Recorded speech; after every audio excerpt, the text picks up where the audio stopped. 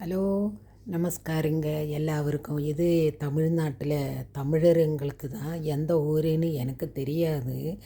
இருந்தாலும் நான் அது நம்ம சொல்வதெல்லாம் உண்மைன்னு ஒரு இது இருந்துருச்சுல்ல. அதில் ஒரு பொண்ணு முதல்ல இருக்குது. அந்த பொண்ணு இன்னொரு குடும்பத்தில் ஒருத்தனை லவ் பண்ணி அவன் கூட இருந்து அவன் பொண்டாட்டி அந்த லக்ஷ்மி கோபாலசாமி கிட்ட பேசி அதில் கொஞ்ச நாள் அது ஓடிட்டு இருந்தது அந்த சேனலில். சரியா? அப்போ நான் பார்த்துருக்குது அந்த பொண்ணினை. கடைசியில் அந்த பொண்ணு இவன் இல்லாமல் நான் போக மாட்டேன்னு சொல்லிட்டு அந்த அவனையும் கூட்டிகிட்டு போயிட்டாங்க. அவன் அவன் பிள்ளைகளையும் வேண்டாம், ஒரு பொண்ணு ஒரு பையனும் தான் இருந்தது.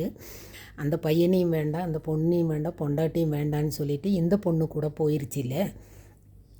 அவங்க தான். எந்த ஊருன்னு எனக்கு தெரியாது, அது நான் பார்த்தது சொல்கிறேன்.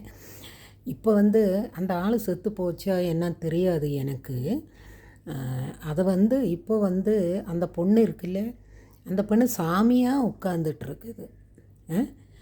புருஷனையும் பிள்ளைகளையும் விட்டுட்டு இன்னொருத்த கூட கூடி அந்த குடும்பத்தையும் தொலைச்சி இந்த குடும்பத்தையும் தொலைச்சி அந்த பொண்ணு இப்போ கடைசியில் என்ன செஞ்சிட்ருக்குது, சாமியாக எனக்கு கடவுள் சக்தி கிடச்சிருச்சுன்னு சொல்லிட்டு ஒரு ஒரு நல்லா ஒரு டேபிள் எல்லாம் பணிந்து அதில் உட்காந்து காலை வைக்கிறதுக்கு ஒரு இது பணிந்து அதில் காலை வச்சுட்டு உங்கள் ஊரில் எந்த ஊருன்னு தெரியாது, அந்த ஊரில் மக்கள் அந்த பொம்பளை காலில் விழுகுது.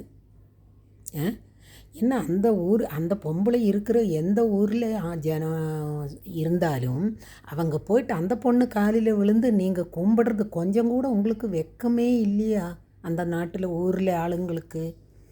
ஏன்னா அந்த பொண்ணு 2 குடும்பம் இது பண்ணிட்டு கடைசியில் அவங்களுக்கு அந்த பொண்ணுக்கு தனியாக எப்படி பொழைக்கிறதுன்னு சொல்லிட்டு ஒரு பொய்யை சொல்லி ஒரு சாமியாக வேஷம் கட்டி அதை நீங்கள் அந்த ஊரில் தமிழங்களை அந்த பொண்ணு காலில் போய் கும்பிட்டுட்டு தொழுதுறதுல ஒரு இதே இல்லை.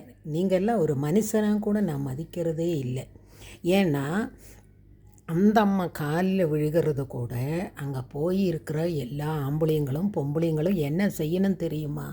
இந்த ஊரில் இல்லை, இந்த உலகத்தில் நம்ம அப்பா அம்மா தான் கடவுளை தெரியுமா? கோயிலில் போய் கும்பிட தேவையில்லை. இந்த மாதிரி சாமிக்கு மாதிரி காதில் பொய் சொல்லி பைசா சம்பாதிக்கிறதுக்கு ஒரு பிளான் வேலை செய்யாமல் உழைக்காமல் சம்பாதிக்கிறது ஒரு வேலை தான். இந்த கடவுளை பேரை சொல்லி உட்காந்துட்டு காசு சம்பாதிக்கிறது. ஏன் உங்களுக்கெல்லாம் தலையில் என்ன இருக்குதுன்னு தெரியாது? தலையில் மண்டையில் மூளையே இல்லையா உங்கள் ஊருக்காருக்கு? அந்த அம்மா காலில் போய் உங்கள் அப்பா அம்மா காலில் விழுந்து ஆசீர்வாதம் வாங்குங்க, அப்போ நீங்கள் நல்லா வருவாங்க. சரியா? இதை உழைக்காமல் சம்பாதிக்கிறதுக்கு ஒரு இது தான் கண்டுபிடிச்சிருக்குது. எல்லா மதத்துலேயும் தான் சொல்கிறாங்க. எல்லா மதத்துலேயும் கடவுளை பேரை சொல்லி காசு சம்பாதிக்கிறது வெறும் பொய்க்கதை சொல்லி விற்கிறது. அப்போ இதை போய் காலில் விழுந்து கும்பிட்டு தொழுகிறது தலையில் மூளை இல்லாத ஜனங்கள் தான். கேரளத்தில் சரி, தமிழ்நாட்டில் இருந்தாலும் சரி, எந்த ஊர்லையாக இருந்தாலும் இந்த மனுஷங்காலில் போய் விழுந்து அவங்க கும்பிடுறது ரொம்ப தப்பு. சரியா? ஏன்னா நம்ம கடவுளைன்னு சொல்கிறது நம்ம அம்மா தான், அதுக்கு மீத நம்ம அப்பா தான், அதுக்கு மீத தான் கடவுள். அப்புறம் நமக்கு வயசுக்கு மேலே வந்தவங்க காலில் விழுகிறது தப்பே இல்லை. நீங்கள் அந்த பொண்ணு காலில் அந்த பொண்ணு காலாது ஒரு குடும்பத்தில் 2 பிள்ளைகளையும் அந்த பொண்டாட்டியும் விட்டுட்டு அந்த பையனையும் கூட்டிகிட்டு போயிட்டு அதை பொழைச்சி அவன் எப்படி சத்தாரோ எப்படி விழுந்தார் தெரியாது.